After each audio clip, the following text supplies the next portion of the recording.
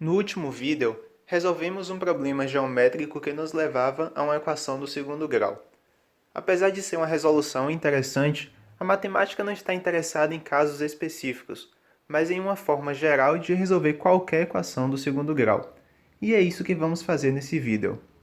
A fórmula de Bhaskara é um dos métodos mais conhecidos de calcular raízes de uma equação do segundo grau.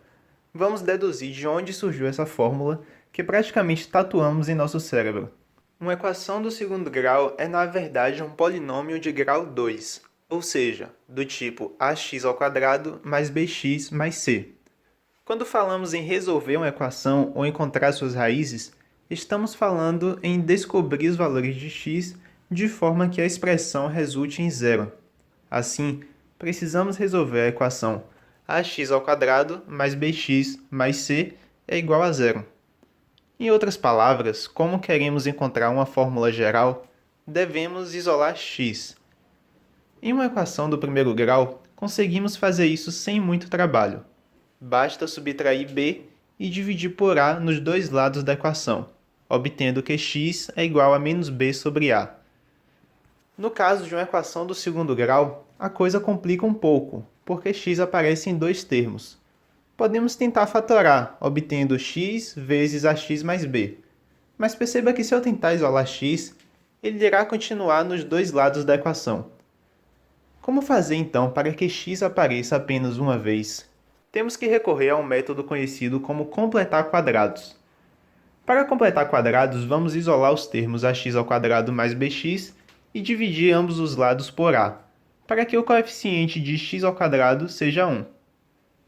Vamos visualizar como completar o quadrado de maneira geométrica, e depois eu vou lhe mostrar por que ele funciona de maneira algébrica.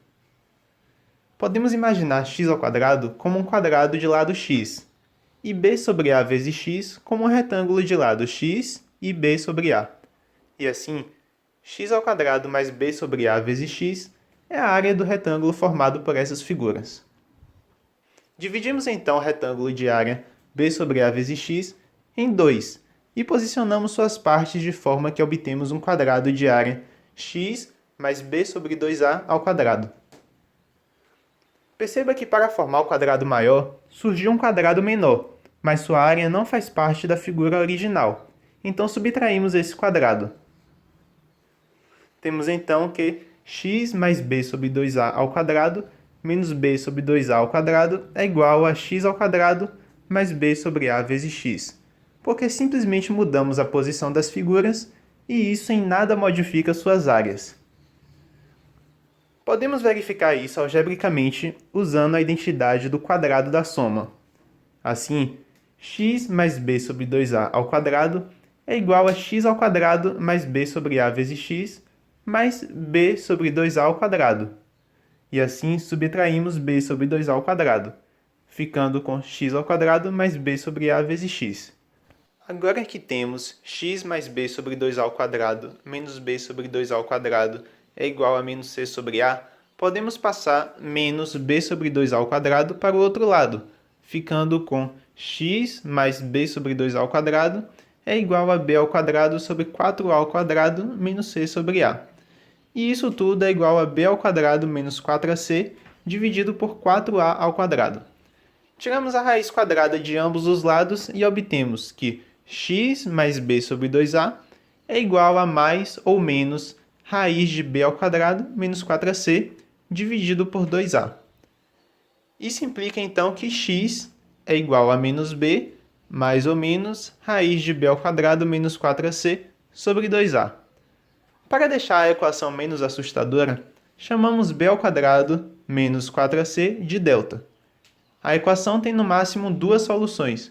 Se o delta der um valor negativo, essa equação não tem solução no conjunto dos reais, porque nenhum número do conjunto dos reais pode ser representado como a raiz de um número negativo.